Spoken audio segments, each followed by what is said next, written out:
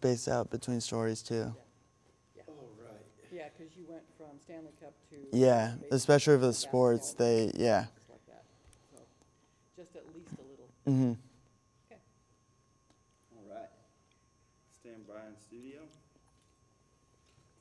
5, 4.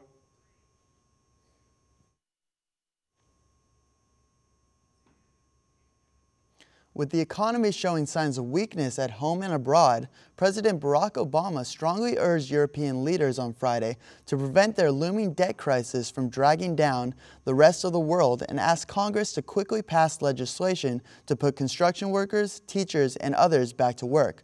The president said, quote, "There's no excuse for not passing these ideas," referring to the proposals before Congress. In the United States, the Republican-controlled House of Representatives passed a $46 billion measure Thursday funding the Homeland Security Department, including more than $5 billion in disaster relief spending. Homeland Security programs traditionally have enjoyed widespread support, but the Obama administration issued a veto threat against the bill in a protest over unrelated budget cuts proposed by Republicans in excess of last summer's budget and debt deal. Suicides are surging amongst America's troops, averaging nearly 1 a day this year, the fastest pace in the nation's decade of war. The 154 suicides for active duty troops in the first 155 days of the year far outdistanced the U.S. forces killed in action in Afghanistan, about 50% more, according to the Pentagon statistics obtained by the Associated Press.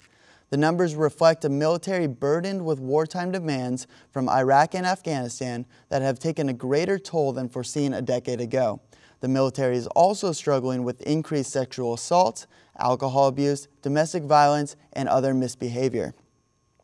The president of Florida A&M University vowed to remain on the job Thursday despite a no-confidence vote from school trustees over his handling of the hazing death of a member of the school's famed marching band.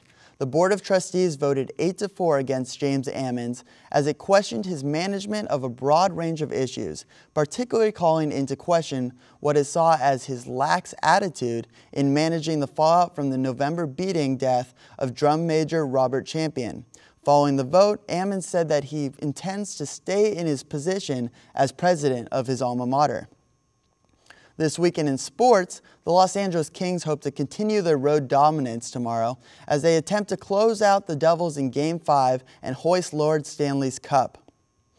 The Thunder will have to wait another day before they find out who they will be playing in the NBA Finals, as the Heat upended the Celtics 98-79 last night in Boston. Regular season MVP LeBron James had 30 points in the first half and finished with 45 in the Miami dismantling. Game 7 is scheduled for Saturday in South Beach. Euros 2012 begin today in Poland and Ukraine. This UEFA tournament begins with group play, and the top 2 nations will advance out of each bracket to the knockout stage. Teams will play throughout the month, with the final scheduled for July 1st. If you're staying in Eugene this weekend, be sure to head over to PK Park as the team with the number 5 national ranking Oregon Ducks take on Kent State in the best-of-3 Super Regional. The winner will head to the College World Series in Omaha.